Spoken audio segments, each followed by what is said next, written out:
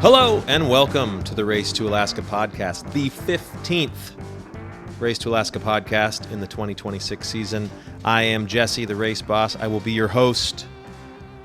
Today I want to talk about the Race to Alaska ruckus. This is the part that you, no matter who you are, should be a part of. Come to Port Townsend. It's on Saturday, June 13th, starting around 2 in the afternoon. There will be drinks. There will be live music. There will be real tattoos. There will be a viewing of the steak knives. Don't get too close, folks. The security guards are real. So come down. Be part of it. This is the time when you can meet the racers. You can ask them all the questions that we forgot to ask them here in the podcast. You can look at their boats. They might let you use the pedal drive. Who knows? It's a really good time. Go on down. That is here in Port Townsend at the campus of Northwest Maritime, again on June 13th, the day before the race start. So if you come, you'll want to stick around and watch the race kick off at 5 a.m. the following morning on the 14th. Okay, to the interviews. This first team, Pelagic Banana Slug, I interviewed them. I got a little sidetracked. Once again, sorry everybody, reminiscing about our shared histories in tall ship sailing. I deleted most of it out of the interview so you don't have to suffer through it, but there's a lot of good stuff still left over, so here it is.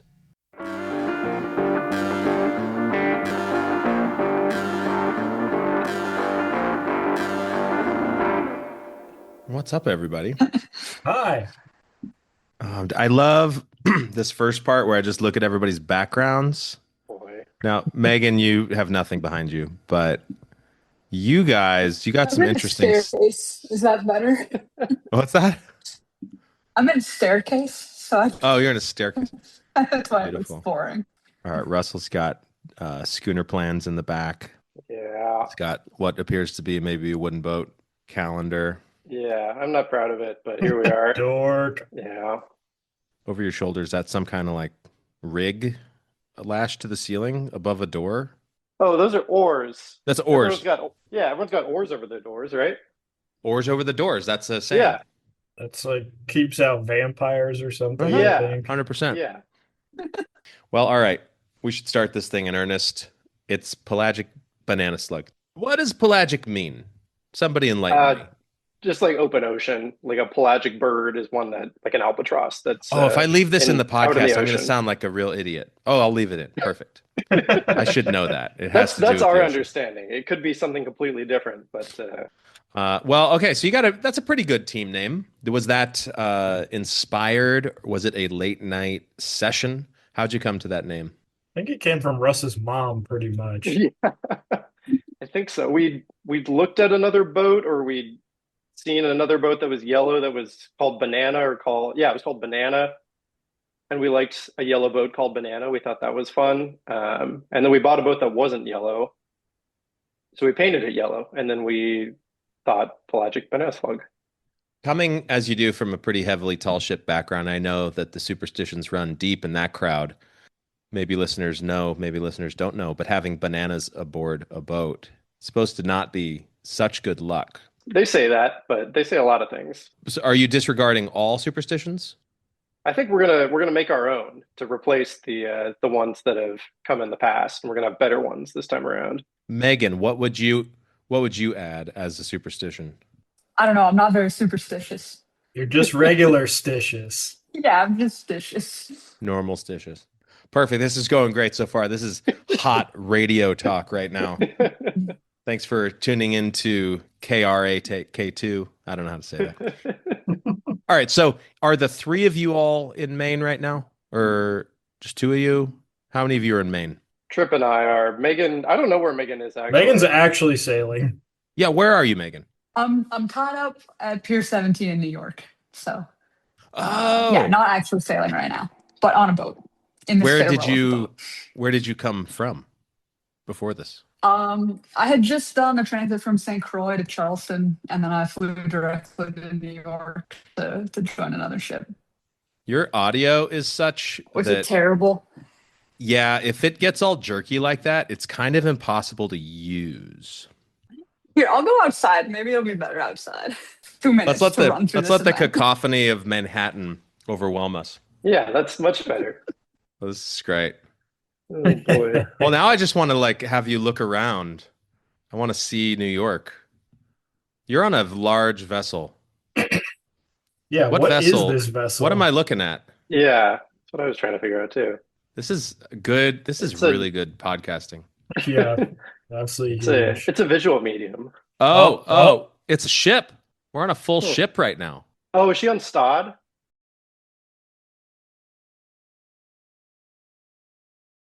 Team Pelagic Banana Slug. We have been BSing, and the listeners will never know what we were just talking about. That's just between the four of us. You're a team of 3.5, I'm going to say, because you have one team member who's an old friend of mine, which is kind of fun, coming back into my orbit. She's only going to be doing the proving ground, then hopping off.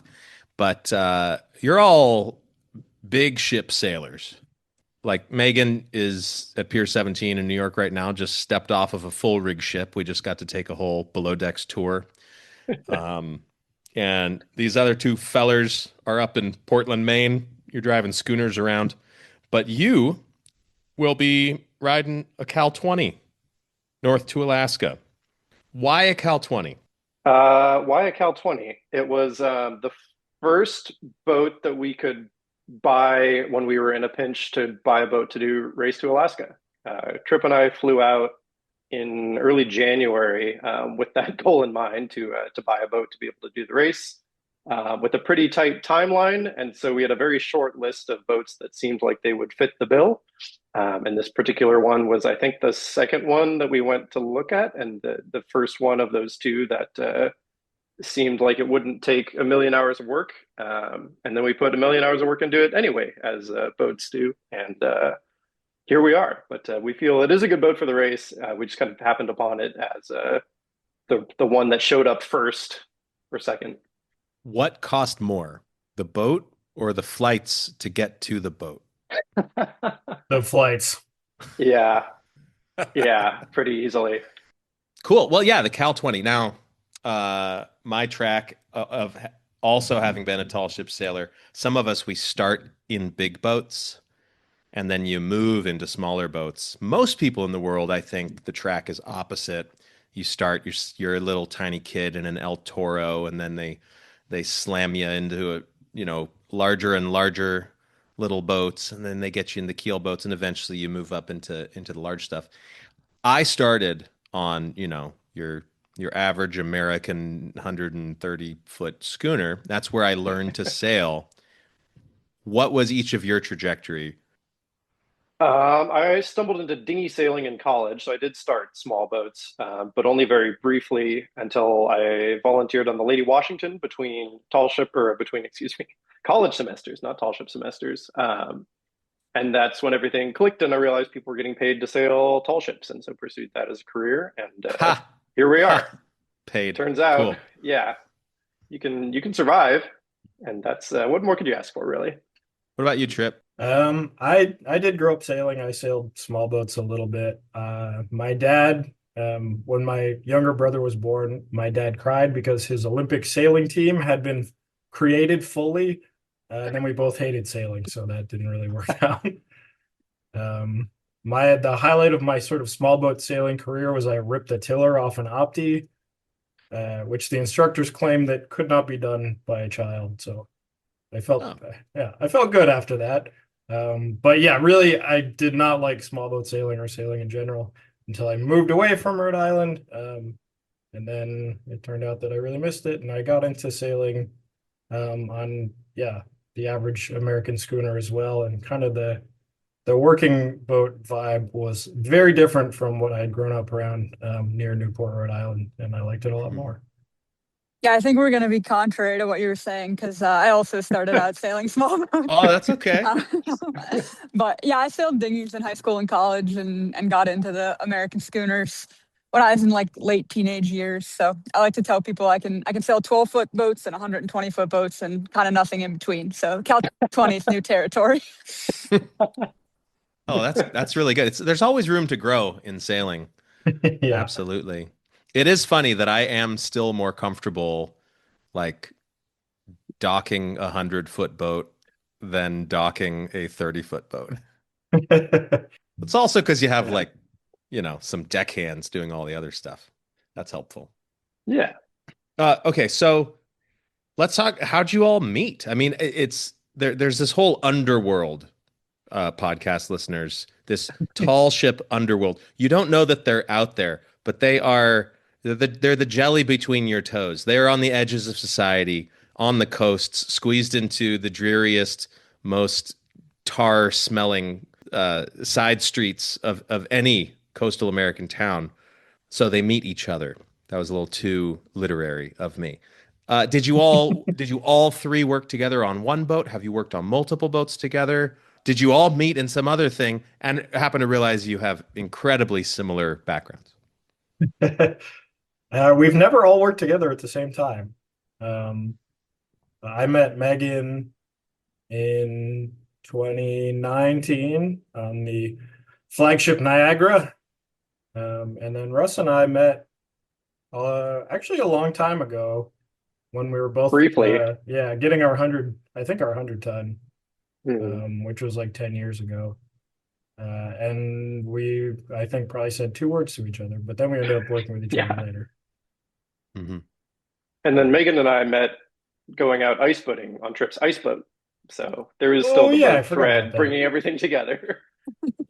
Where is your ice boat? Oh man. It's in the basement below me right now. I am headed that way. Okay, let's talk about the actual race. We've gotten the background.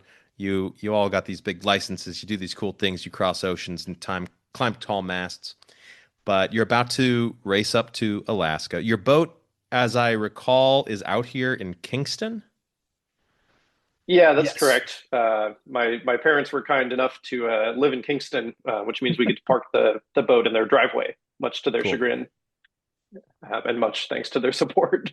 They did That's actually awesome. put a tarp over it, like after we left. I think where we left things was like, oh, you don't need to cover it up. And then they got tired, I guess, of having a yellow and purple boat in their driveway. Kingston is actually a pretty hot location this year. That's really, if you consider this team to be hometowned out of Kingston, that's 2 Race to Alaska teams in Kingston this year, you guys and Calorically Dense.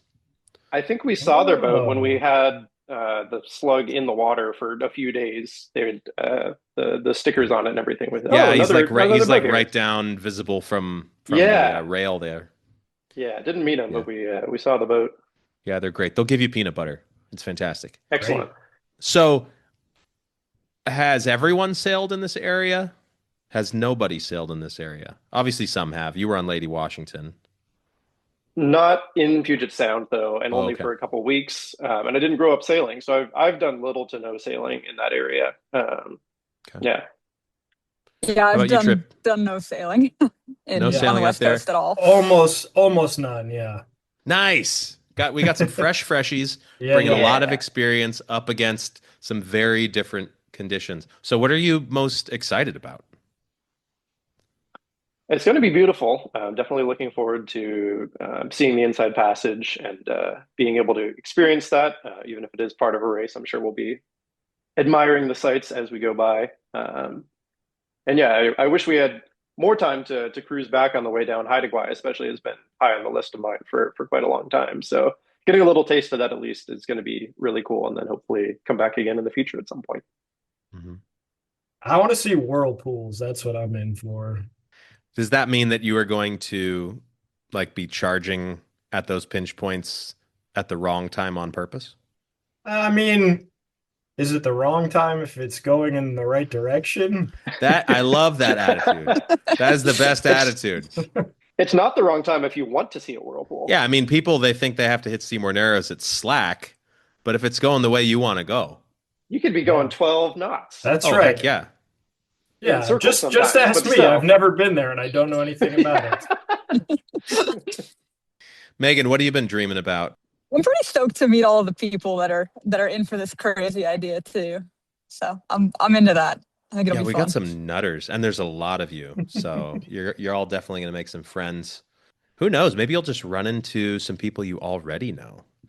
I ran into one of the I forget their team now. Slowpoke, one of the team Slowpoke people Sure, the other yeah, week at a mutual friend's house.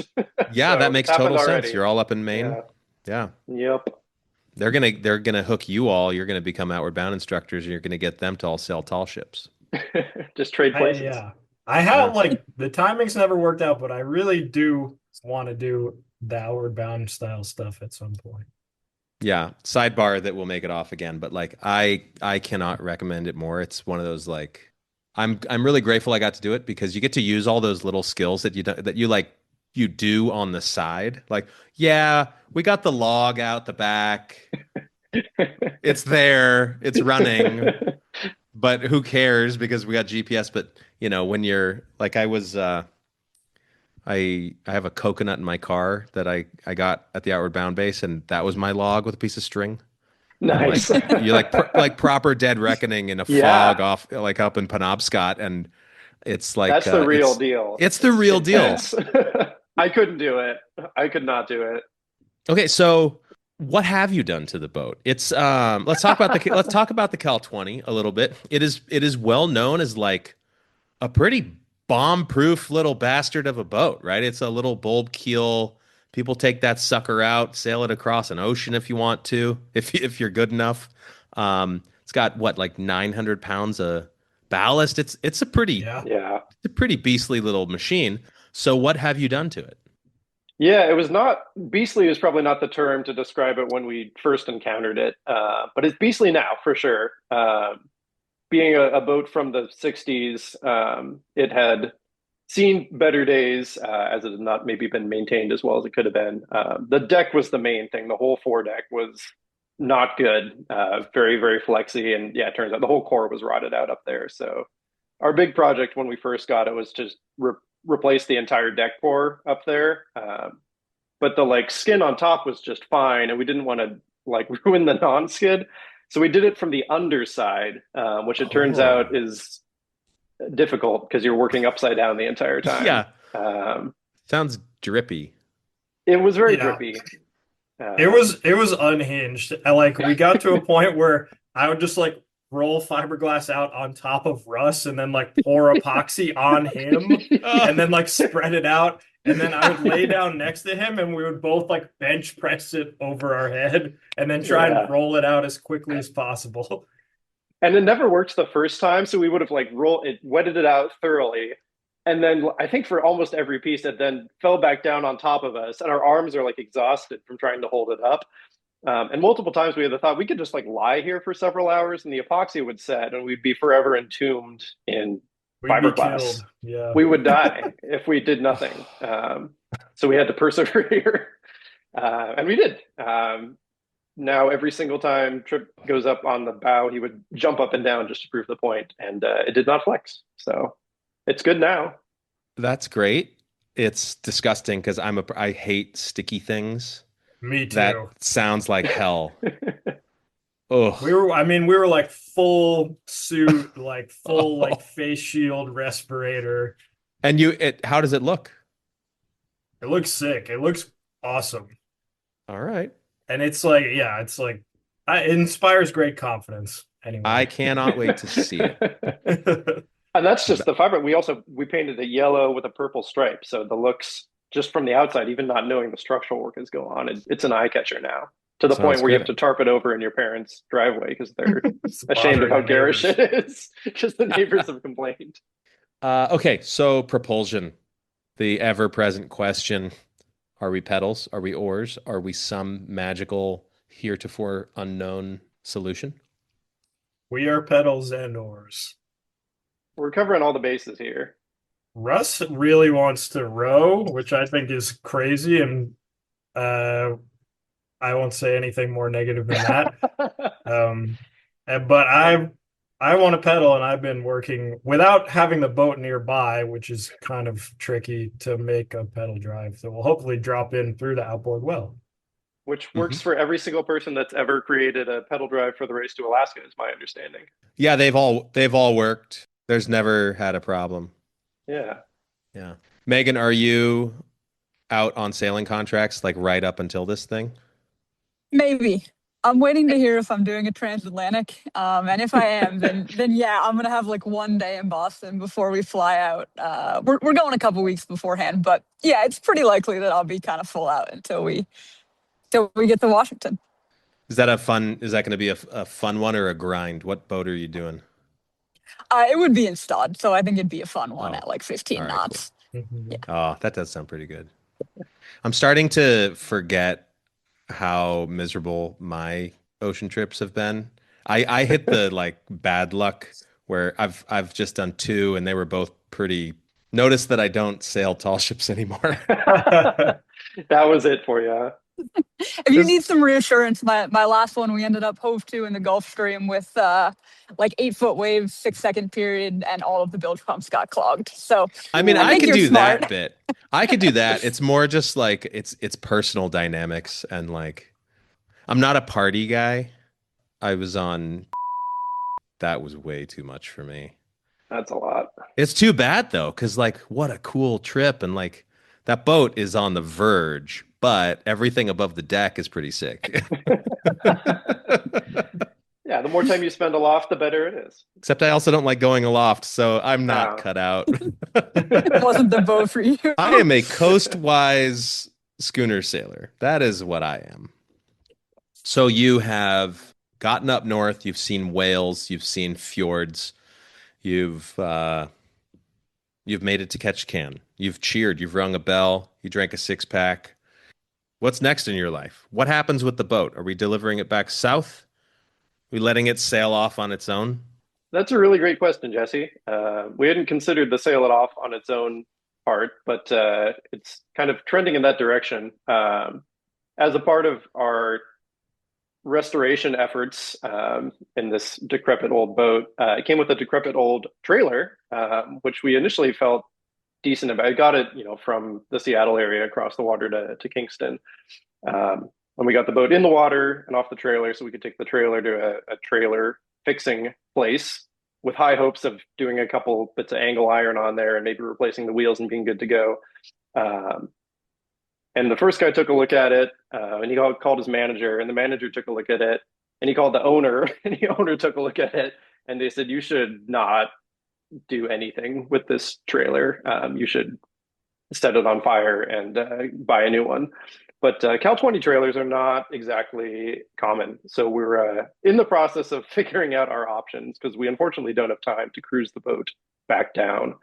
So that remains to be seen exactly how it returns to Washington, which is the loose plan. And that might just be put it on the barge in a cradle and then have the trailer meet it very, very close to where it needs to end up. But that's one of the biggest unknowns right now. Something I'm sure will eventually get figured out, but we don't know. Have you been hunting perhaps on the forums for a return crew? We have not. It would take a very special breed of person to want to cruise that boat. Not to say it doesn't exist, and that's a good point. It's worth reaching out at. Would you like to do a quick pitch for looking for a delivery crew and what they might get out of the gig? Yeah, Trip really wants to do that. Trip, go for it. Yeah. Well, if you haven't sailed a Cal 20 before, you might think that a 20-foot boat's pretty small, but actually it has a lot of room. And there's going to be a very highly functional, extremely efficient pedal drive pushing that bad boy along. So, if you're looking for easy delivery south, I would think it's a strong contender. You gonna throw any extra special bits and pieces for the effort? We'll buy we'll a beer. All kinds of crazy stuff. Yeah, beer, weird tools, Whatever all kinds of broke. stuff. Yeah, Whatever broke, you they can have the that. trailer. You can have the tray. boat at that You point. can have the Oh, boat. you can have the boat. Yeah. Okay, Yeah. Russ is saying you can have the boat. Yeah, if I you think sail the boat that's south, yeah. If you want anybody that wants that boat, they can have it. Okay, let's rewind. Hey, everyone, there's a free boat in Ketchikan sometime between June 14th and never. yeah, Go get and it. The deck is really, really strong. All right, you have any last thoughts or questions of me before we head off and you can continue preparing for your epic? We have seen a couple of oblique references to a Cal 20 having finished the race. Is Oh, that yeah. something that you're aware of?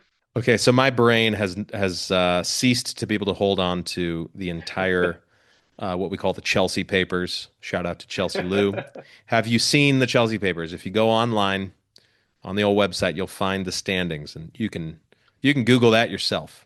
Yeah, We there have Googled it, and I think at some point during it's like that one of the team introductions, they're on a Cal 20, and it's like and a Cal 20, a proven finisher, but there is no record in the Chelsea papers of one actually finishing. Oh, well, the Chelsea papers are they are scripture. So Okay. that's Okay, but there it is. because Okay. this has been going on long enough. We cannot rely on anything else but the Chelsea papers. And I know Very that's good. sad for some people that we don't have a race official who knows everything from their own mind. But that's where we're at, folks. That is where we're at. No, that's perfect. That means that we have the chance to be the first. Yeah. We can call you the first, and then if someone else had done it, then We'll you plug our can ears. argue about it, I guess. Yeah. Are you allowed to say how many teams there are yet?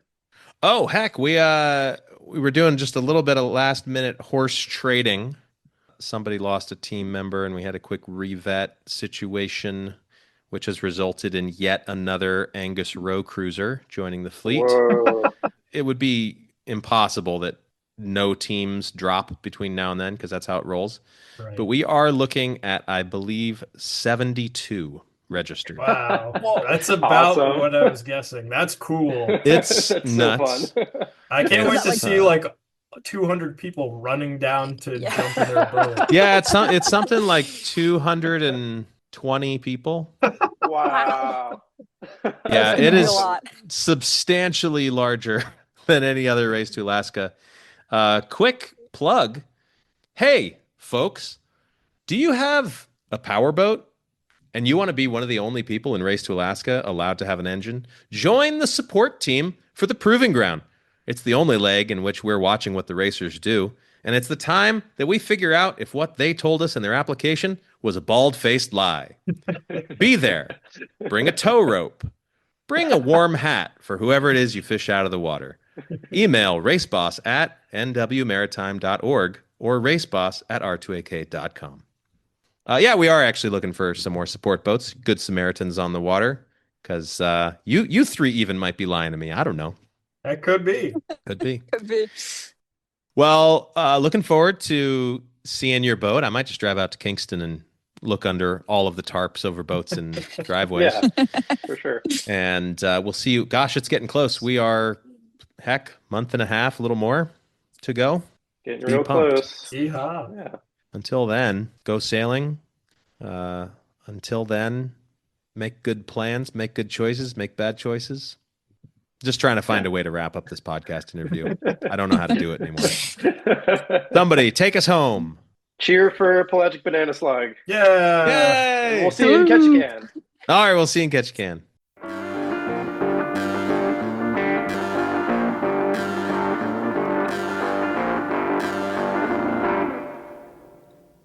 All right, and if you haven't yet checked out Pelagic Banana Slug's website, go find it, Google it. It is a piece of artwork. Hey, I've mentioned this before, but we are still and always seeking more eyes on the Proving Ground. Remember, the Proving Ground is the only time when we have vessels out there watching what the racers do. This is because we vet the teams through based on what they tell us, and they could very well be lying. So we do have support vessels out on the water, and those vessels are volunteer. So if you are in the area and you would like to help out by being one of those support vessels, and you don't mind sitting out in the middle of the Strait of Juan de Fuca drinking coffee for half the day, or perhaps doing a little more than that, give me an email at raceboss@r2ak.com. Next team, we're back to a soloist. We're back to a kayaker. Lee Dorsey, racer from the past, interviewed Martin Rother, racer from the past. He's going to give it the third shot.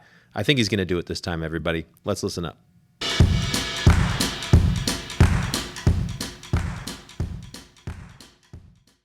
Hello. Hello. How's it going? Pretty good. Beautiful day here, finally. Sunshine, Oh, warm. Yeah. yeah.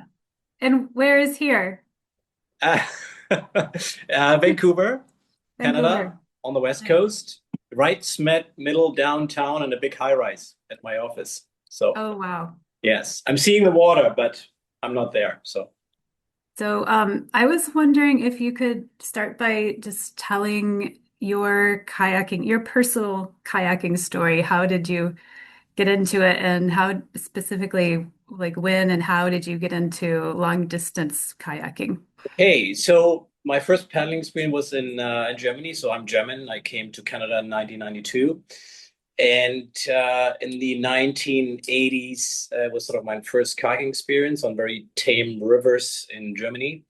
And then my first whitewater kayaking experience, I think, was around 1985.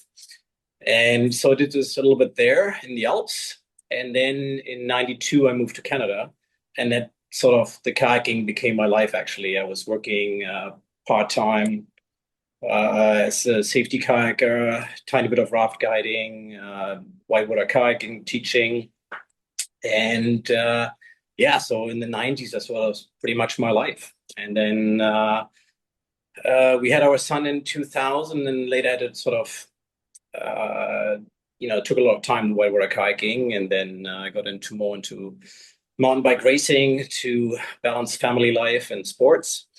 And yeah, and then later on, just got into sea kayaking. And we have a fantastic paddling community here locally, and as well as surf ski paddling as well. And that's where some people then started going to the Yukon, doing the Yukon River Quest. And that's how I heard about it. And then I got more and more into the sort of camping, kayaking, long distance stuff, and racing. And that led me, yeah, finally to the Yukon River Quest. And there was another dream was born. It was the race to Alaska. I thought, okay, I'm handling this okay, the long distance stuff, and you know how it is. Then you're looking for something else, and that's how I ended up with the race to Alaska. So Yeah. And yeah, you won the Yukon River Quest in 2015, is that yeah, right? Yeah. yeah, that's right. Yeah, yeah, Um, yeah. and that race is 444 miles. I looked it up. Yes. And so it's about, a little more than half of the distance of Race to Alaska, but I'm guessing that Oh, it's I'm guessing there's other big differences. it's totally different. Yeah, it's a stepping stone for sure, but I mentioned before, it's much easier mentally, right? You don't have to make any decisions. Where the race to Alaska, it's every day you have to make decisions. The risk management is totally different. You need plenty more skills in regards to yeah, being comfortable in rough water. It's very, very different.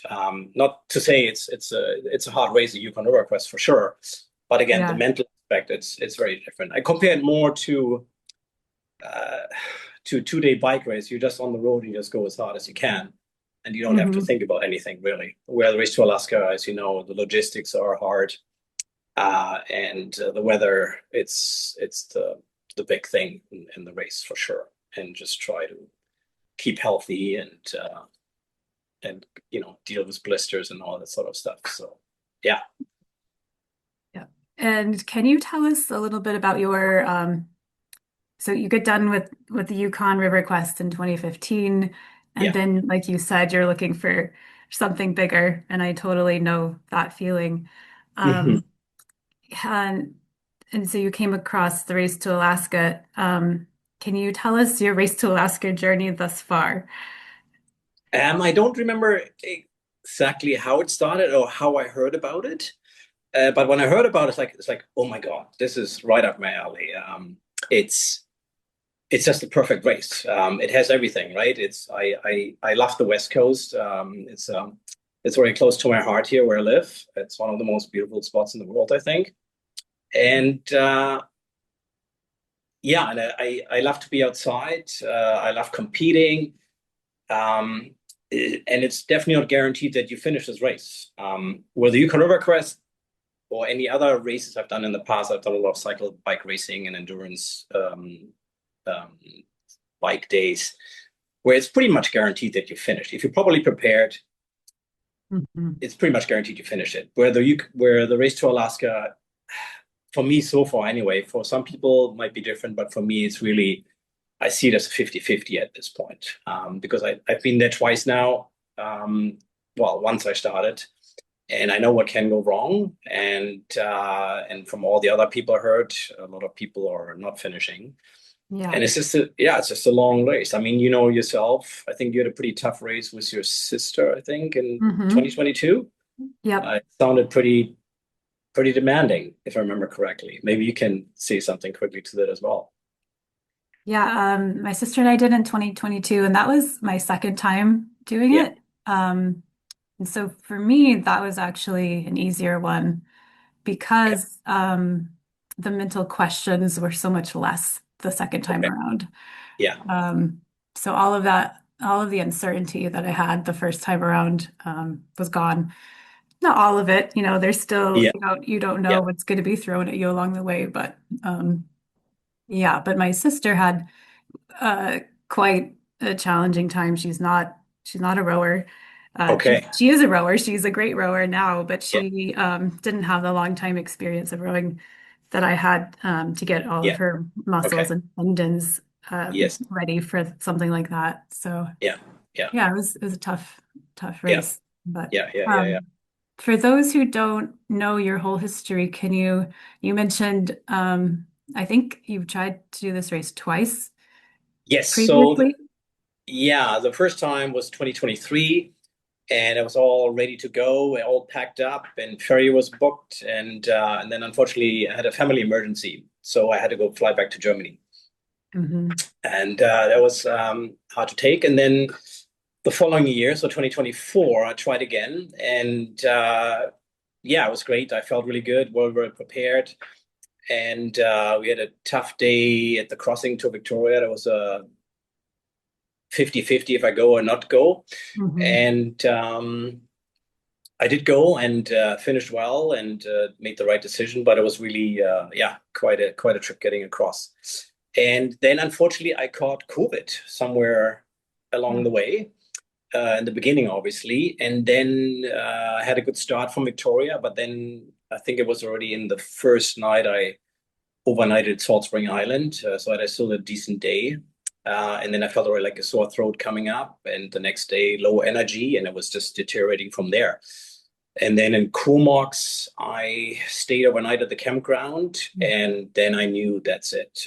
It was just so rapid. I had no energy left, so it was pretty clear I can't continue. And then luckily, a good friend of mine, he lives very close by, so we connected, and then he basically picked me up the next morning, and I was 5-6 days recovering in his trailer on his property from COVID. So super unlucky, but super lucky that it happened. Where I had fantastic help, so couldn't have been any better. Yes. And then other racers reached out to me. Bob, for example, he texted Bob from Zendork, Team Zendork. He texted me right away. Said, "Oh, Martin, he did so well," and he motivated me. He said, "Hey, you got lots of time. Just try to recover and go back." But it was like literally, I was 5 days. I was just completely flat out. People react differently to COVID, and I didn't want to push my luck with my health either. And so I just made the decision to stop, and it was probably a good thing to do. But after that time I recovered, I did another good trip on the west coast of Vancouver Island with my friend. So at least I got a good sea kayak trip out of it. So, but yeah, it was a tough one, and it was a good year as well, I think, to go up to Ketchikan, and the winds were pretty good, and yeah. So this year will be my last try. I got to move on with my life.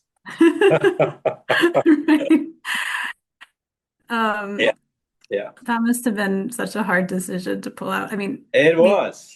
Yeah. It was. Yeah. Yeah. Not easy. But hey, first world problems on the other hand. So keep things. Yes. Yeah. In perspective. Yeah, but I'm excited. So it was going well. Yeah. That's good. I really hope that you make it this time, pulling for you. Yeah, me too. And So plan B is in case we don't make the crossing in the allowed 36 hours, or something else is happening. The plan is going up anyway north, either to Ketchikan or to Prince Rupert. It looks like that I'm starting with Yota together from Team Rainy. He's a friend of mine, and so it looks like we are starting the race together and see how things going. If it goes well, if we don't slow each other down, then we probably paddle together for Yeah. we'll see how it goes. And It's always intriguing to me when teams decide to go together, right? Because yes, there's some pros and cons to that absolutely. decision, right? Yes, yes, yeah, Could you yeah. talk a little bit about what the pros and cons are for you as a kayaker? Yeah. So the pros are obviously just being at the campsite. I mean, carrying your boat up to the beach makes a huge difference instead of doing it yourself. That's one big part. Probably motivating each other, keep the spirits up. If someone is down, you can help each other that way, I think. Four eyes always better than two. And if you're looking for a campsite, you can quickly maybe check around the next headland if the campsite is there, or be on the radio, said, oh yeah, let's go here, it looks really good. Watching gear, sometimes just little things. So if you go into the store, get some groceries, or watching the crows or the ravens, not that go into your gear. Yeah. Yeah, and as well, actually, I'm hoping that we can draft each other a little bit on super calm days when it's really flat. It makes a huge difference. So nobody talks about it, but actually, I'm racing here locally, and drafting is a big thing. Yeah, can you explain what that is for people who aren't Yeah, so kayakers? basically drafting is a bit like in a way like cycling when you ride behind each other, or when you paddle behind each other in a very close distance. You basically wash ride the other person's wave in the front. So we have maybe, I'm guessing now, maybe like a 10% decrease in resistance. In cycling, it's more than in kayaking, and it depends as well on the boat design a little bit. So you basically, again, to simplify things, you're paddling on a wave which pushes you forward a little bit. Instead of being flat, the tail rises up a little bit and it gives you a little push forward. Kind of getting carried along in their slipstream. Exactly. Yes. Yeah. And the boats we are paddling, the Terran 18 and 16, they are fast, pretty fast, but at the same time they give a pretty good little wave. So it's very, very handy to use each other. So if the person in the front paddles with a regular cruising speed, which can be maintained for a very long time, then the person in the back can really rest. It's fantastic. I tried it with Rob last year. I did the sea kayak trip with him from Team Sea Smoke. People maybe remember him. And we tried it out, and it works beautifully. So the person in the back is fantastic. It can really take a break, can eat, drink, and you can switch every kilometer or something like this. But you need calm water for that. It doesn't work in bigger waves. So yeah, so that's a big advantage. Makes so much sense. And Yeah. I think Canadian geese do that when they're flying in their V formation. I think they take turns being the one at the point of the V. Oh yes, that's right. That Yeah. bird's taking, it's a little bit harder in that position, and Yes. correct. Same Correct. thing. Same thing. But back to paddling solo. Solo is, on the other hand, if you're together, of course, it's beautiful as well to share incredible, beautiful moments together.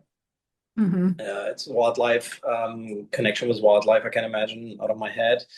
It's a beautiful thing when you can share things. And on the other hand, if you're paddling solo, I love doing solo trips as well. It's just a totally different experience. And I think it's a slightly different level of accomplishment as well. I think so. Yeah. It's just different experience. Both has it's beautiful solo, but at the same time, it's beautiful as well doing it as a team and sharing beautiful moments together.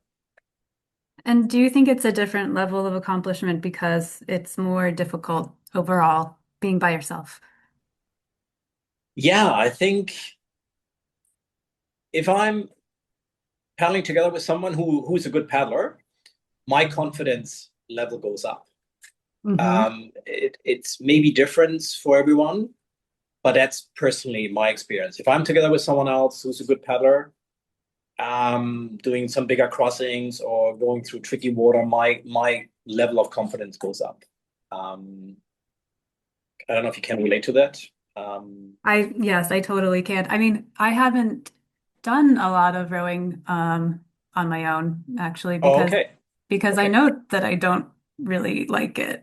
I mean, okay. I do enjoy it Yeah, on a nice day. It's great, but I think for these long trips, it's much more difficult mentally to be out yes, there by yourself yeah, for all the reasons that you mentioned. yeah, You don't have that boost of confidence that you do when correct. you're with another person who knows what they're doing. Yeah, yeah, Um, yeah, you can feel lonely, you can get into your head, and you can get spooked, you know, yes, and yeah. yeah, having the mental toughness to get through that Hmm. is key. Yes, yeah. Sometimes I think about doing it on my own, race to Alaska, and I just don't know that I would enjoy it. Okay, yeah, yeah, Yeah.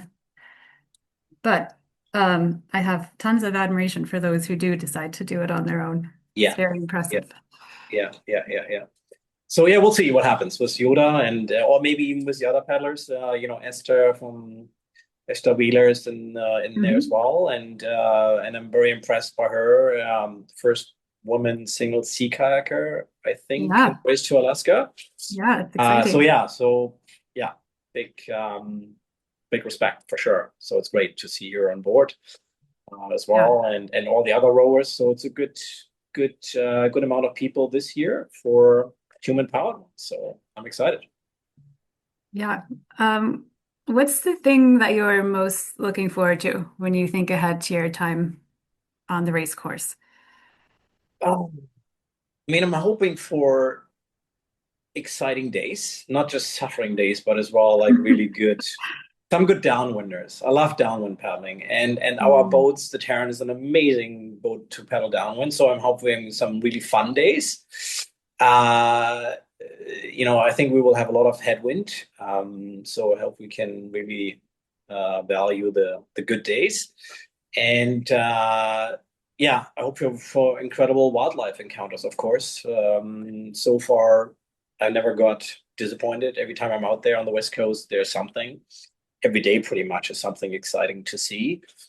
And of course, again, the people make the race as well, and with other fellow racers and strangers and spectators, and yeah, I mean, even for the very short period of time in 2024, I mean, only for those few days, it was really worth entering the race. It was an amazing experience from the Yeah, first day to all the interactions with the other people and racers.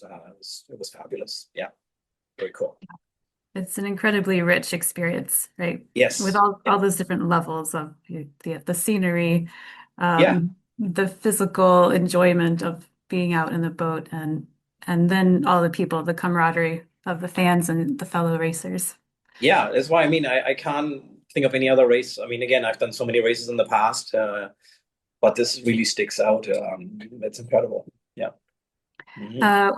What is the thing that you're least looking forward to? Um, long, long days against the headwind. Yeah, The yeah. grinds, the big grinds. Yeah. Hmm. Yeah. Gosh, we had so many of those in 2022. Yes. Yeah. Like Yeah. almost every day. I think we had 2 days with a tailwind. Yeah. Yeah. No, why are we going this way? We should go the other way. Yeah. Yeah, totally. I know. And I'm dreading, I hate the toughest part, I think, making decisions when it's easy to make a decision when the conditions are super easy or super hard, or basically dangerous, right away. There's no way to go. But the 50-50, it's so mentally hard. Like when you did the crossing in 2024 to Victoria, I didn't sleep all night.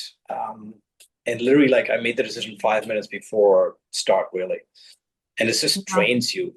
Um, Yeah. and the whole trip for those 6 hours, pretty much, I was like a complete pressure cooker. And it was Mm. awful. It was exciting, but at the same time, like, oh God, I don't need any more. We had 8 foot waves from the side, Mm. slightly breaking, and there was this storm forecast for early afternoon, and you're calculating the time, and it was stressful, super, super stressful, Yeah. and it was tough. And I was really happy to have those 3 days in Victoria to recover, and the whole time before I was very stressful until the race. It was a lot getting ready for the race, and yeah, I was stressful. I was such a relief when it was finished. Yeah, so making decisions is stressful. Yeah, the go no decisions all along the course Yeah, are the most stressful thing for me as well. yeah, yeah, But that very first one with the proving grounds is so high pressure for the human power teams yeah, because it's kind of like if you don't go, then you don't do the rest of the yeah, race. yes, But the conditions in the Strait of Juan de Fuca are often not conducive to little yeah, small boats powered by yeah, muscle. yeah, exactly. So yeah, and in kayak is one thing, but even in, like, I can't even imagine an SUP. I mean, it's a complete other level. I don't know. There was no way in 2024 an SUP could have made it. There's no way. Yeah. So, and Yeah. I'm not sure about rowboats versus kayakers, but maybe you can mention something quickly, like you sea kayaker obviously as well, and you think it's tough on a sea kayak or in a rowboat? In I haven't done nearly as much sea kayaking as I have Okay, rowboat. I actually asked this question to Ian and Janice because they've done the Race to Alaska both that's ways. right. That's right. And they said they wouldn't do it again in a rowboat. They've done it twice in their double sea Okay. kayak. Okay. So Okay. that's their perspective. I guess it depends. The reason I like to do it in the rowboat is because it's a full body motion and your legs are moving Yeah. all day long. And I guess that's kind of the main reason. It's just I like the motion Okay. better. Okay. But Um, said that too. yeah. Sorry, when I interrupt there a little bit. Mhm. I'm sorry. I'm paddling surf skis as well, and you're using your whole body much more than I think most regular sea kayakers are using their body, because I Yeah. changed my sea kayak with a full foot plate, so I'm a much more paddling Mm. like a surf ski paddler Hmm. in a Hmm. sea kayak than most people do, and so therefore we do use our legs as well, Great. Yeah. right? So So yeah, so it's that much makes more efficient, and yeah, much, I think, faster yeah, and better, more efficient. So yeah, that totally makes sense. I was gonna do it solo. I'd very seriously consider a kayak because you're looking forward, which is a big yes, advantage. yeah, That's a big advantage. exactly, And you can pull yeah, it up on the shore by yourself. yeah, Yeah, I think there's a lot of advantages to kayaking. yeah, yeah. As much as I love rowing and if I ever do it again, it'll probably be in a rowboat again. But Okay, yeah. yeah. No, and you just carry it on your shoulder, so which is quite handy. Although I will say when it's really rough, Yeah. I think that we might stand a better chance in bigger waves of staying dry and staying safe. Okay. Um, Maybe. I mean, it all depends on your level of skill, whether you're Yeah. in the rowboat or the kayak. Yeah. But Yeah. in 2019, when Damien and I did the race the first time, we were the only boat without a sail that made it across the proving grounds. And there were kayakers that were trying to do it that year, and Yeah. it was too rough, Okay. for them to make it. Yeah. And you never know, different levels of skill and different kayaks, Yeah. And different risk decision making. management. Yeah. Totally. Yeah, Yeah. but Hmm. yeah. Yeah. Yeah, I guess I'll have a couple more questions just because I love to hear how Yeah. other people handle certain things. So in a human powered boat, there's always this tension between bringing all the gear that you'd like to have and Yes. keeping the weight down. Yeah. So, and two of the most heavy things that you've got to bring along are water and food. And Yeah. so everyone's always curious about, what are you doing for water? Where are you getting your water? And what are you doing for food? Yeah. So I haven't really completely decided yet. Like in 2024, I had a lot of food and pretty much food for the whole trip. Basically close to 20 days, I calculated, I think, if I remember correctly. This time, I'm thinking of taking a little bit less and maybe resupplying in maybe an Alert Bay and perhaps, or definitely in Bella Bella. Hmm. And so I'm still debating going really hardcore with power bars and gels and all that sort of stuff, which I don't really like taking, but it's obviously it's good for the weight. Or just take a bit more risk and supply along the way. I haven't really decided yet, to be honest with you. Maybe a bit of a mixture. So a bunch of hardcore, carb meals with some mixes and gels and bars and dehydrated food, of course. And yeah, and probably we stop definitely twice, I think, to get some solid good stuff and just buy a whole bunch of sandwiches and just what I really like. Yeah, I've never done like a trip just with gels and power bars. Yeah, Yeah. I've tried it on day trips, and oh, I really don't like it. Yeah. I must say, yeah. Definitely craving junk food. Like when I go on a big long day trip, I did. I think when was it now? Was it 2024? I did a big crossing from Vancouver to Comox. So it was on my longest day. It's like 130 kilometers. So it's about 70, 80 miles, I think, out of my head. Sorry, I'm a metric guy. It's a big day. Yeah, and yeah, I just brought some Coca-Cola and some chips and some almonds, and I loved it. It was just so good. And I arrived at my friend's place, and I had more chips and Coca-Cola. It was just Yeah. it was Yeah. beautiful. So yeah, crushed chips for sure. Yeah, I will bring some chips. Yeah. Yeah. They're salty. They've got Yes. electrolytes and fat Yeah, and carbs. it's very good. And gummy bears. And gummy bears. Yep. I remember I was on the Yukon River Quest and I was paddling for quite a long stretch together with the Voyager canoe.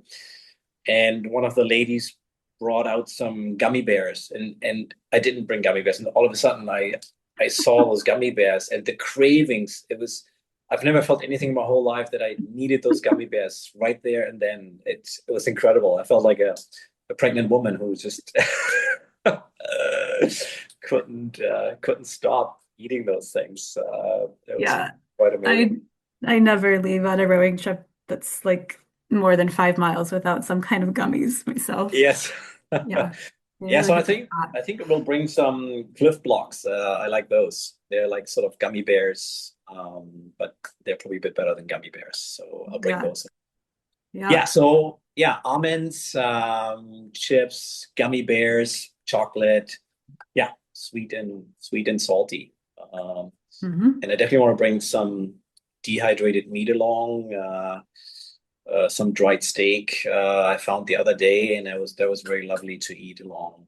That was very, yeah, I like that a lot. So yeah, Yeah. that's on the Nice. list. Yeah. And water, I'm not too concerned with water. Depends, of course, if there's some rain or not. And otherwise, I still have to spend some time and go onto the BC MC trail on the campsite on the list Hmm. and really spend some time and find out where it's year-round water sources, just to make sure we're not running low on water. Yeah. Can you talk a little bit more about what the BC Trail List is for anyone who doesn't know? Yeah, so in the last few years, there's a community. I'm not super familiar with it, but I am a member of it.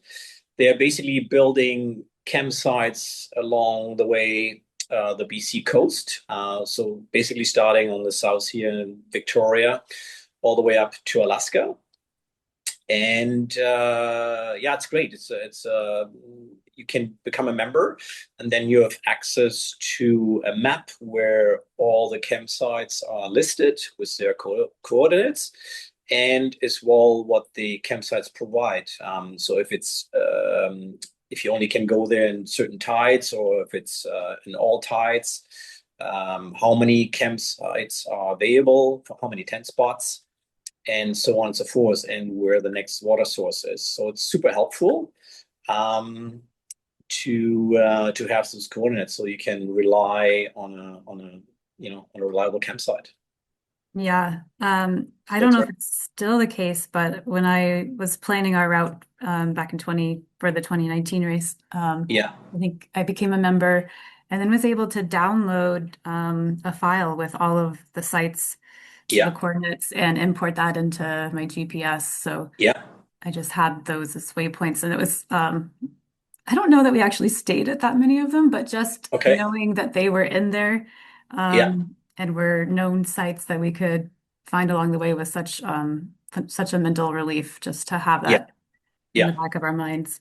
Yeah. Yeah. It's a great thing for sure. I mean, luckily, I know a decent portion of the whole route. Like I've paddled multiple times from Bella Bella all the way to Vancouver Island. Hmm. So I've been at Cape Caution and all those places, in northern Vancouver Island as well. So that, it's good to know, and that I'm not completely blind to it. And the nice thing is too that Yota, who lives in Prince Rupert, he is more familiar with the northern section Oh, of that nice. area. So hopefully we can help each other and have a good feel for the water and navigation and so on and so forth. So yeah, Yeah. so good. So, I'll wrap up pretty soon, although I could Yeah, ask you questions and reminisce about Race to Alaska all day long. yeah, But I was gonna ask another strategy question, because all Race to Alaska contenders have to think about how they're going to deal with the tides. yeah, And in my experience as a racer gearing up for past races, I got a lot of advice, a well-meaning advice, telling me to only row when the tide is with us and to take all of our rest stops when the tide is against us.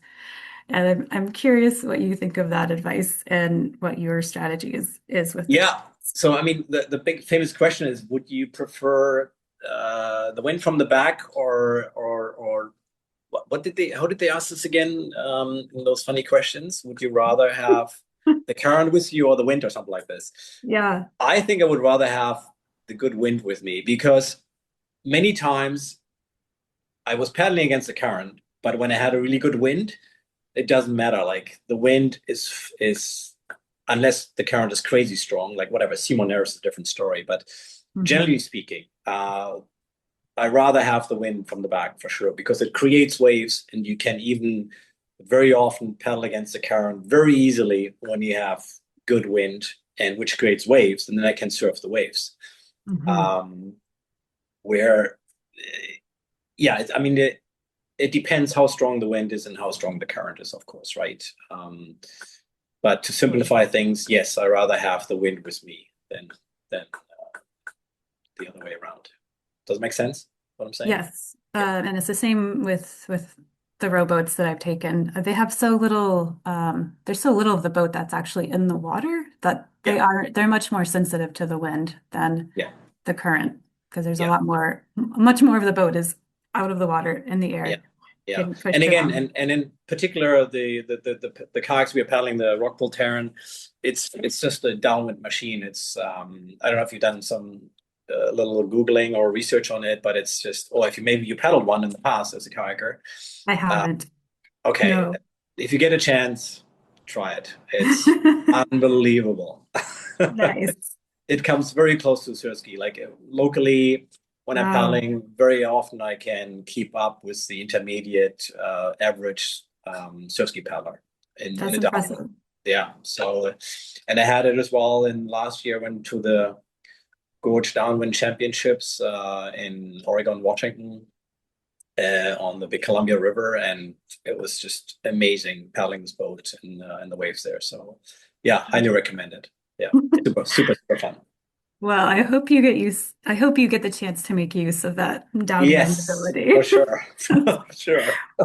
Maybe the dominant winds will switch around for this race to Alaska this year and Yeah, yeah. I feed you think the along the way. forecast, I was talking to Yoda, who's, from Prince Rupert, and he says usually when they have a cold winter, that means they have a hot summer, and hot summer means a lot of northwesterly winds. So Mhm. I'm not expecting the best year in 2026, but we'll see. Yeah. Yeah.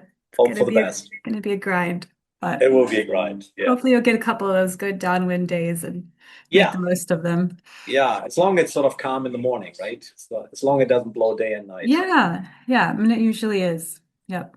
We would Sometimes. usually get up at like Not always. 3 in the morning so we could be on the water by 5 and Yeah. yeah. Yeah. But not always. I've been on the West Coast many times and it was blowing day and night, like 4 days straight. Yep. Yeah, you never know what it's gonna do. Exactly. Yeah. Yeah. Well, good. Well, I'm so excited to be a tracker junkie and cheer Thank on you. all the Thank human-powered teams, and I'm especially rooting for you. I hope that this Thank you. time Thank you so much. everything works out. Yeah, it's the last year, so I'll give my best. I don't care how long it will take. I'll go north and see how far I can go. Mm-hmm. Yeah, and have fun. Enjoy Yeah, it. no, I definitely want to have fun. Yeah, for sure. And just a quick, thank you to you, of course, and to the Race to Alaska team, and Petra, my partner, who's crazy supportive, and to our local paddling community who keeps the fire going. So, thank you to all. Thank you, Martin. Such a pleasure Okay. to talk to you. You too. Thank you. All Okay, right. talk another day.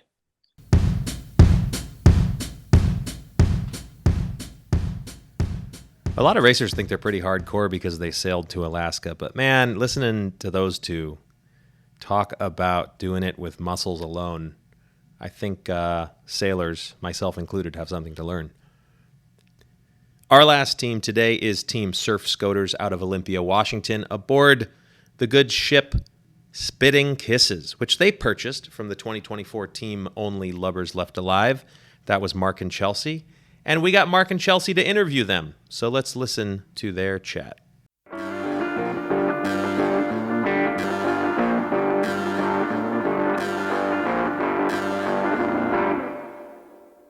So, this is Mark and Chelsea of Team Only Lubbers Left Alive 2024 fame, finishing what?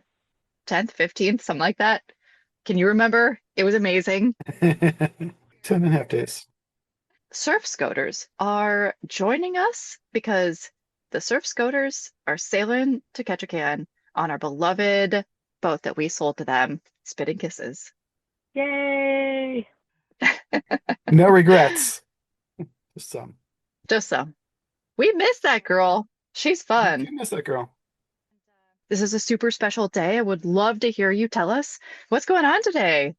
Well, we just had the boat out in the yard for a week, and we just relaunched, and we're back in the slip, minus a mast, but that will be shortly. Nice. What happened to the mast? We're redoing some of the rigging, and waiting for parts to come in. Pretty exciting. How's it feel to have her back in the water? Good. Yeah, felt really good. We've missed it. It's been fun working on the boat in the yard, but projects only get you so far. Yeah. I mean, yard time is kind of hard time. Yeah, busy. So let's take a second. I'd love to go around and do some intros. Caitlin, you want to start? Sure. I'm Caitlin of Team Surf Scoter from here in Olympia. Oh, amazing. Judy, hop in. My name is Judy Kreller. I live in Olympia. I sail with Caitlin on a regular basis along with Ben. Love it. And Ben. I'm the only one that doesn't live in Olympia. I'm out in Elma right now, and I just kind of sail with these guys. And apparently we're going to Alaska, this little boat they got. Sounds like you are going to Alaska. 50 days. How's it feel to have it 50 days out? Wild. Yeah, I've had a little countdown Doable. timer going on my phone, and just watching it drop down from 100 to 75, 50 is like, oh my God. Here we go. Yes, yes, yes. Yeah, I don't know. I'm ready to go. The sun's finally starting to show behind the clouds, and it's nice to have the change of seasons. That's right. And as you go north, that sun just never sets. You're in for a treat. Quite lovely. So I was just thinking about this, Chelsea. I think you and I started this process about 50 days out when we did Race to Alaska. Absolutely. Is that like 8 weeks? We had like 8 weeks to prepare this boat. Yeah, it's pretty wild. I was thinking about the fact that you guys were going to enter the race right around the time that we are now, and only had that much time to prepare. And knowing that we've had we're going to have 6 months. I just don't know how you did it. Waking up one day, deciding to go and pulling it off. Well, thanks. If you ever find yourself in a WTF moment, like what were they thinking? That's my excuse. We weren't. Yeah, we don't have We just any had to do excuses. it. We got to get it right. Sounds like you're doing the stuff to get it right, though. You got like good week on the hard, lots of projects. Tell us a little bit about what you've been doing to get prepared. Well, we just got to, Ben can talk about this one a little bit, but we just mocked up our pedal drive station and it's looking pretty sweet. That's going to be another big weld project. That'll be fun. Nice. That's ready to go. We just got the sliding seat rowing assembly all it's welded up solid, ready to be finished. A lot of technical stuff, nothing really fancy. What's the pedal drive strategy? We took the pedal drives that you had and modified them a little bit and put in a different mount that clamps to the outboard mount. We had a lot of trouble with that one. I think in the 8 weeks we had like 4 iterations of the pedal drive mocked up with bicycle parts and tubes, and Chelsea was welding a bunch of stuff together, and nothing fit the way that we wanted to or that was comfortable enough. So definitely a big challenge. And I'm sure at this point in R2AK, so many boats have gone through that process. Is inheriting a used pedal drive it's kind of like inheriting somebody else's shoes or putting somebody else's shoes on, I suppose. But I mean, was the kit of parts worth it, or would you have rather have gone a different route? Given unlimited budget, I would have paid somebody else to do it. You're doing the welding Yeah. yourself? Yeah. It's amazing how many people have that skill in the R2AK world. You need somebody that can do a lot of stuff, or you just can't afford the boat. That's totally true. Yeah. So that was one of the big projects. Judy, do you want to talk a little bit about the rudder project that we worked on with your friend Sean? Oh my, yes. So at the survey, we discovered that there might be some soft spots in delamination.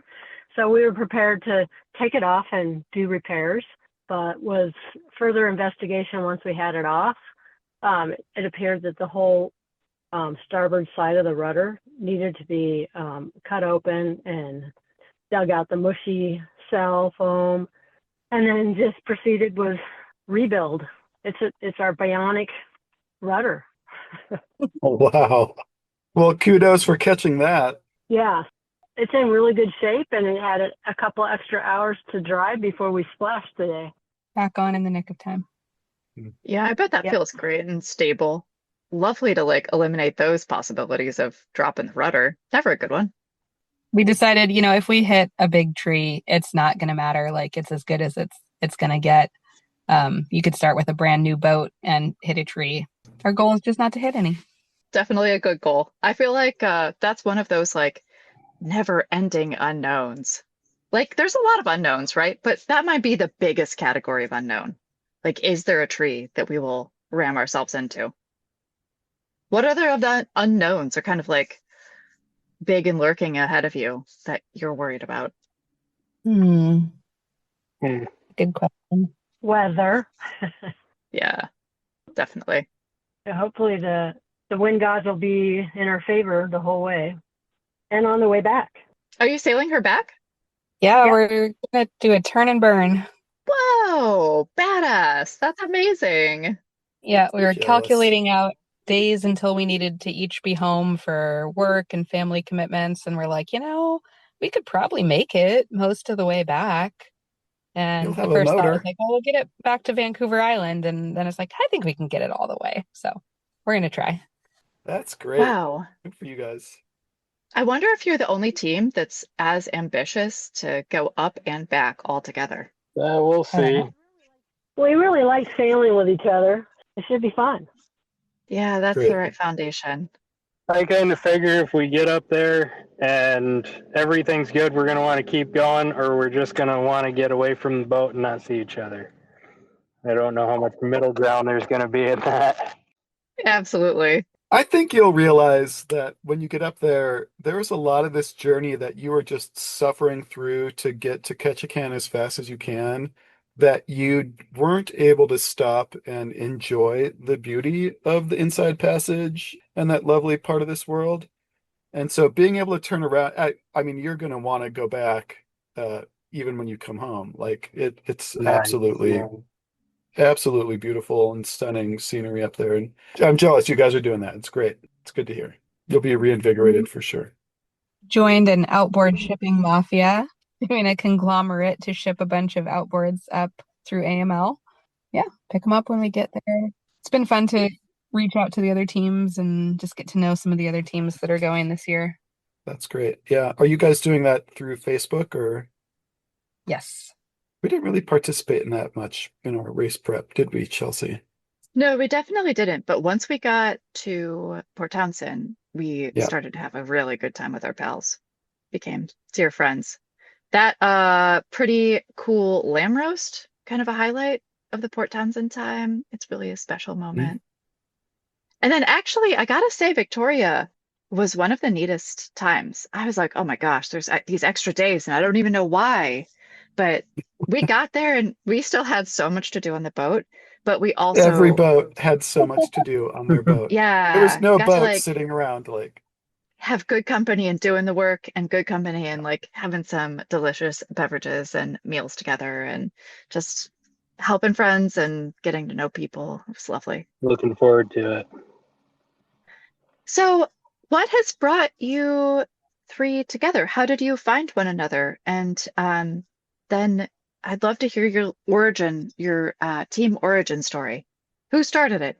Judy and I were out racing, and I think I just turned to her and said, "Hey, do you want to do Race to Alaska?"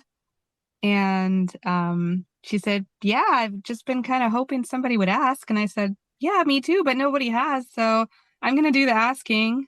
And we've been racing with Ben on that same boat as well. And he came up with us to do the delivery to bring it down from Seattle. And I guess decided it seemed like fun because he joined us after that formally. Yeah, it was a lot of fun getting hit in the face by salt water for 6 hours. And I just wanted more.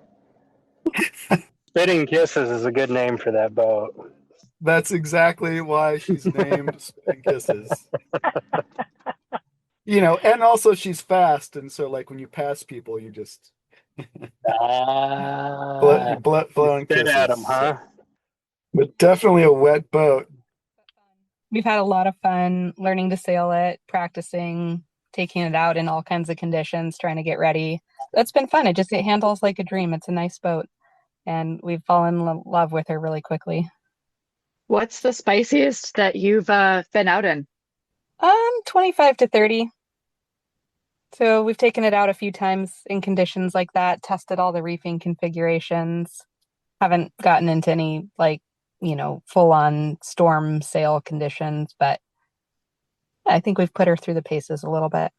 That's excellent thing to do. That is great. It definitely also is like pretty fun to see whether you can sail some spinnakers in some spicy conditions. That's like next level fun. I thought of you, Chelsea, when we put up the chicken chute. Yeah, hell yeah. Chelsea's favorite. I'm Maybe second honored, favorite sail. Caitlin. So honored that you thought of me. It's a damn fine sail. Fast, man, and so stable. It's great. So how many spinnakers are you going to try to sail? I mean, there's like how many on the boat at this point? There's a few. It's got a big inventory. We're narrowing it down. Maybe 3. Mhm. What do you think, Judy? Yeah, it's 3. Mhm. Yeah, I wanted to just interject here that the boat just had its birthday last month. It was built in March 1976. No It's kidding. hull number 35.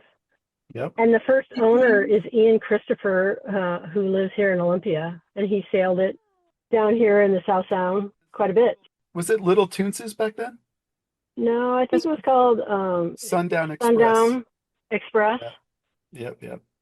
That's amazing. Yeah, he was delighted to see the boat back in Olympia. Oh, wow. You even ran into him with it. That's so cool.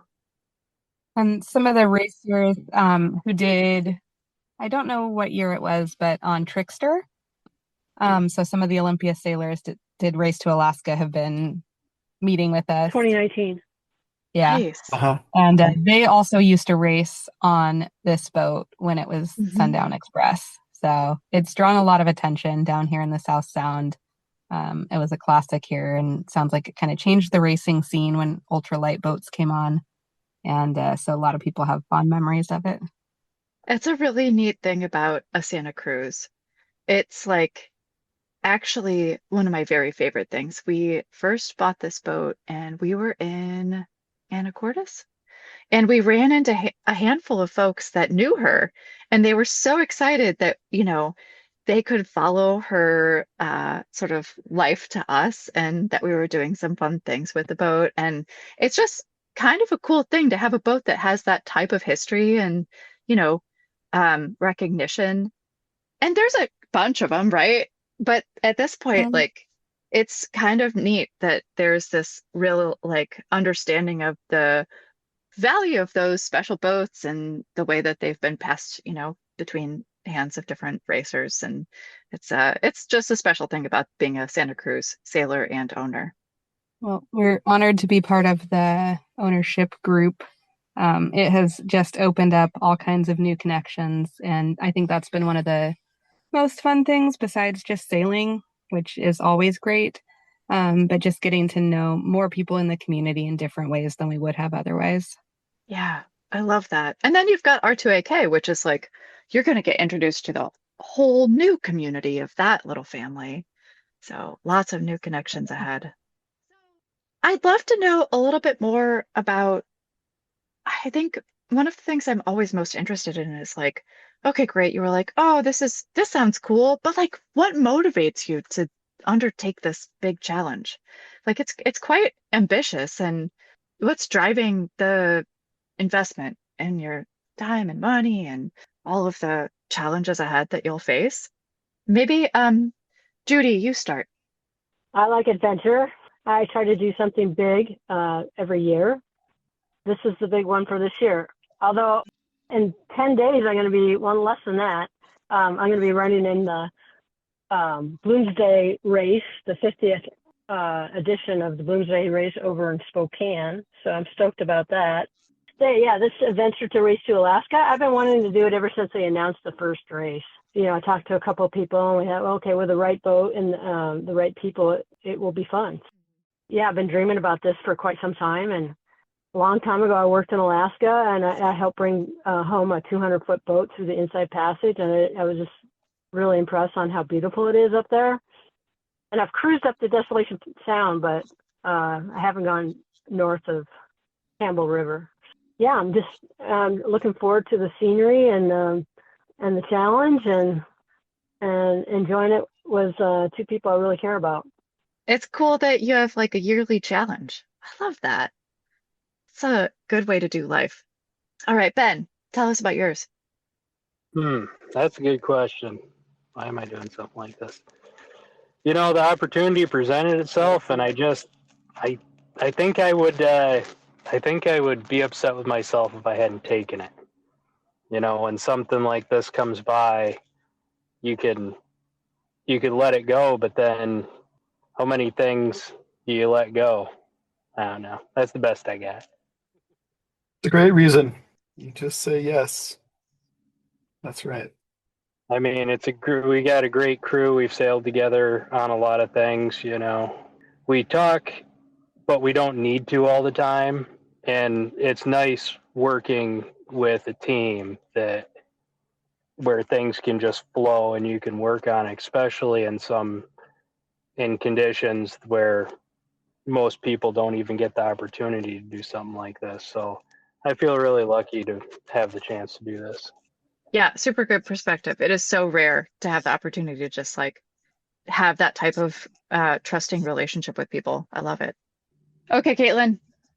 Mine's really about the same as Judy and Ben. I have been interested in the race since its inception. I don't even know why I want to do it, other than the first time I saw it, I said, that's a thing I want to do. And it never went away. And it's been going, 10 years now, and the drive is still there. And conditions just came together with the right people and the right time, and everything just feels right for going. Caitlin feels R2AK in her bones. Exactly. It is deep within your soul. I kind of love it. I feel like that's a damn fine reason to race yourself to Alaska. At this point in our program today, I would like to ask you to think about what might go wrong. Tell us what you think is going to break on the boat or on your team. And we, having done this race on this boat, will tell you whether you're right or not. It better not be the rudder. I'll go first. I'll go Okay. first for you guys. Your hands. Oh, I remember it. It must have been like 2 days into the race. Everything is salt, covered, salt caked, and everything you touch is wet, and you're like calloused, and you have wounds from preparing the boat that aren't healing because the saltwater environment doesn't let any of this stuff heal. And they ache and they're puffy, and you don't want to touch anything. Nobody talks about this. I don't know why nobody talks about this, but that's going to break. That's my prediction. at least we're not rowing the whole way. Yeah, totally. At least you're We not haven't rowing the even whole way. rowed. Yeah, exactly. Oh my God. We took pictures of Mark's hands. They were so gnarly. It looks like his flesh is rotting off in areas, and it was extremely alarming. Was. Surf Scoters, what's going to break? What do you think's going to break on yourselves or the boat? Or, maybe your team dynamics. Good question. We've been trying to fix everything we can think of, including really good gloves. Mm-hmm. High confidence here. That's great. Caitlin, any ideas? Predictions? What I put in the application was whatever we don't bring a spare for is almost guaranteed to be the thing that breaks, just because that's how it works. Works. Yep. Completely true. Yeah. Mark's outfit also was, by the time we got to Ketchikan, pretty broken. He had like a red folly outfit that like was absolutely, we had to put it in a different room when we got there. The stench was that bad. You made me. I had these crab gloves that they're like waterproof on the outside. They're orange. You probably have seen them, and they're fuzzy on the inside. Best sailing glove ever. Except when they get wet on the inside, they don't dry, Yeah. and they smelled pretty right by the time we got up to Alaska. Definitely bring more than one pair of gloves would be a recommendation here. And more than one Noted. pair of follies, maybe? Man. Yeah, I think we've all have a dry suit now, and we all have our regular foulies too, so hopefully that will see us through. And we have been debating today specifically, like how many shirts should we bring? How many pants, Is 2 enough? Is 3 enough? I don't know. Yeah, I think we also all agree that personal hygiene in this situation is like, it's going to be pretty dismal at best. Yeah, it just takes a lot of rigor, actually. Rigor and discipline. I feel like I finished does. R2AK like smelling like a little rose. It was You actually sure like did. one of my points of pride. And for some reason that was important to me. And yeah. Well, you went swimming a lot, didn't you, Chelsea?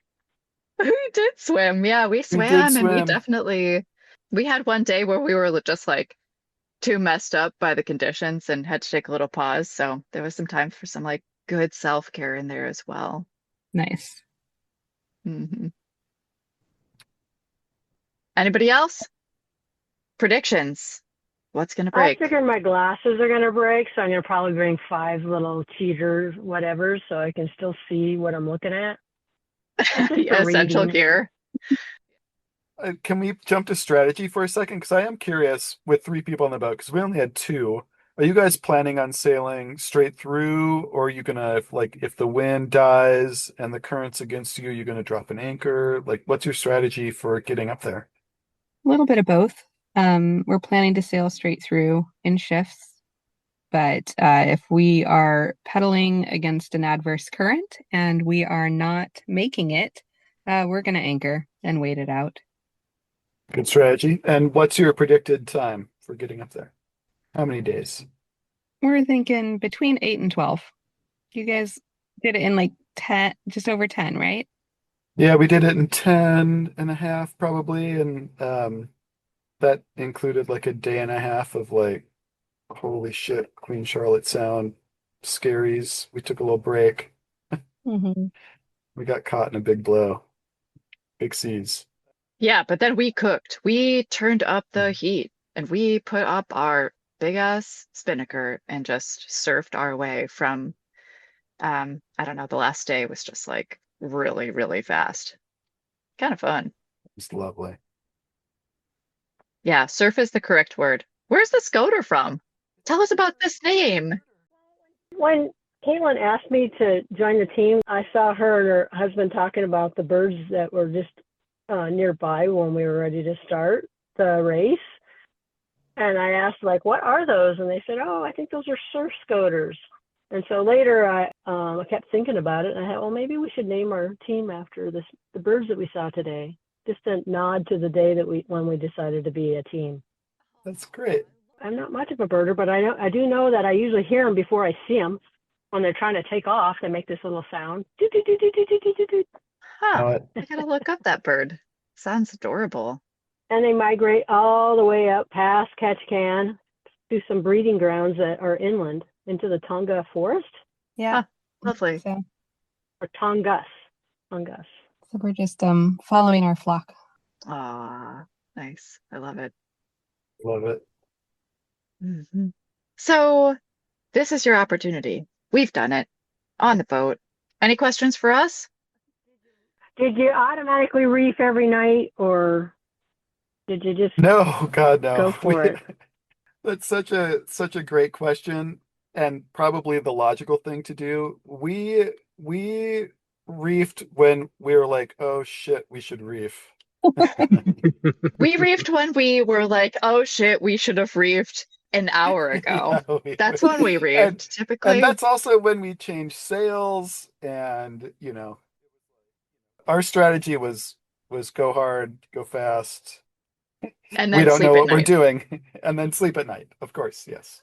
We definitely had days where Chelsea was like, she was up, she was our bow person, and we would go through 8, 9, I don't know, Chelsea, 8, 9 sail changes in a day, probably, There were some with brutal head days of sails. sail changing. Brutal. Yeah. We Yeah. had 3 spinnaker changes. Also, Judy, I gotta say, the wind at night when we were on the race course, almost every night it dropped. There was only, I think, one night when we were around Nanaimo where it really picked up. And that night we spent a very terrible night at anchor for a few hours. But otherwise, it would not require reefing because it consistently would just die after the sun went down, which is late, Usually that was around 12, 1 o'clock that it really calmed down. So yeah, we didn't really need to get prepared for anything because that was really when it quieted. Would you leave the sails on deck, or would you stuff them down below? If we were like, oh, we'll be changing out between the J1 and 3 Mhm. again at some point, probably we'd leave one on deck. There was a time when we were going through sail changes because the weather was changing really quickly, and you couldn't even get down below. There were so many exploded sails down there. It was, that's a small boat, and those sails are rather large, and so they take up a lot of space when you don't manage them correctly. So, something to think about.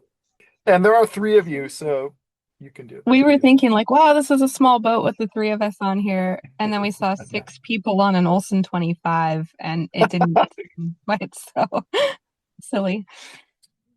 Yeah, you're gonna be in the life of luxury. 3 of you on a Santa Cruz 27. That's pretty good. 3 on a Santa Cruz 27 in shifts is the ideal condition here. I think teams that have 4 or 5 on this size of boat, it's you get up and personal with somebody really quick, and here somebody can be down below resting and 2 people up on deck, or somebody cooking and stuff.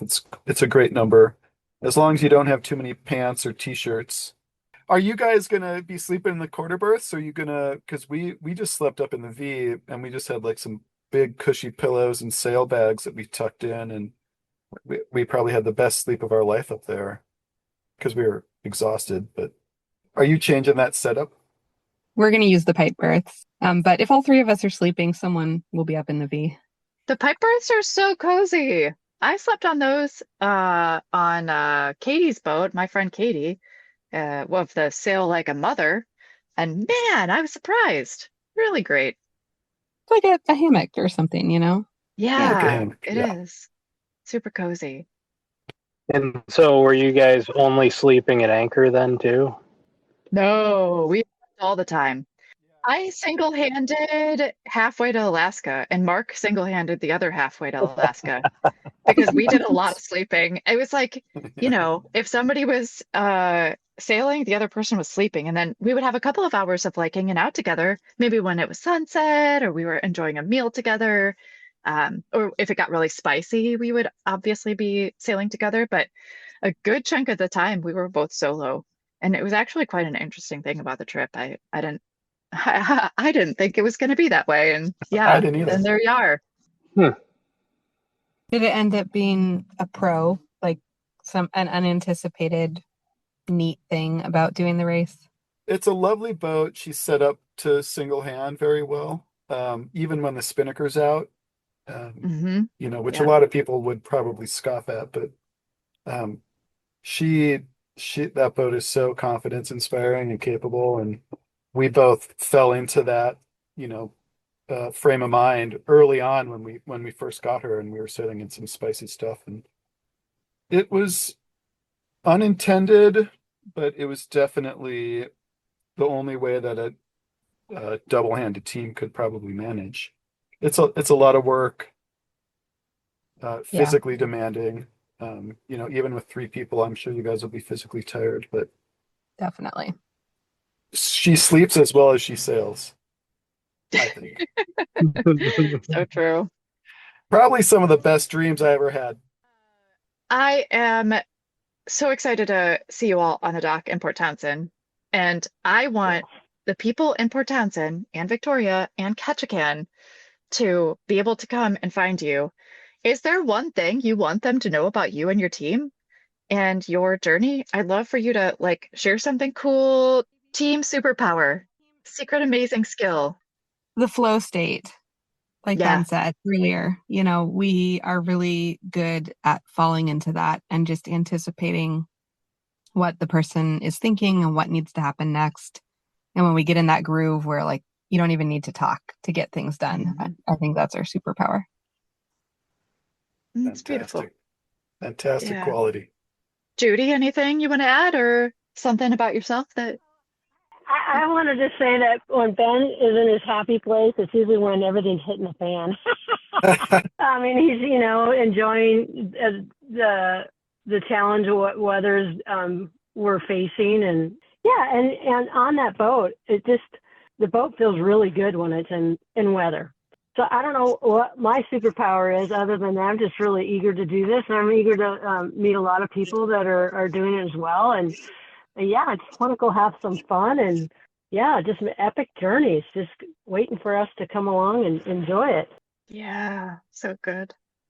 All right, Ben, you can have something to add, or you can talk about one of the superpowers of your teammates. That's a good way to go.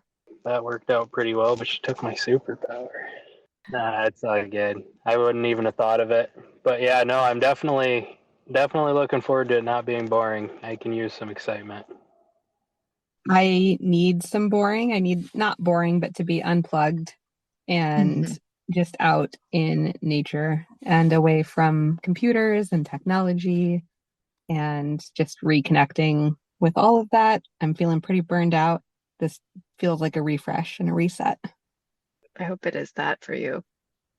All right, Surf Scoters. Anything you want to shout out to the community before we say adios? Definitely, yes. We would not be here without the support of all of our friends and family who have supported us this far. People are just popping out of the woodwork with support. Like, hey, here's a seat. Hey, Aw. I'll help you with this rudder. Hey, you guys should do this. And just all of our families for letting us go. Yeah, and Olympia Aerial Rowing, they helped us with a pair of oars. So Nice. a couple pair. And the fabulous great. crew down here at Swantown Boat Works Mhm. and Aloft Marine, they're getting us ship shape and ready to go. Woohoo! Takes a village. All right, friends. See you on the dock. This has been your episode for the week. Remember, we're not getting through all the teams this year, too many, so go to r2ak.com to learn more about the remainder of the teams.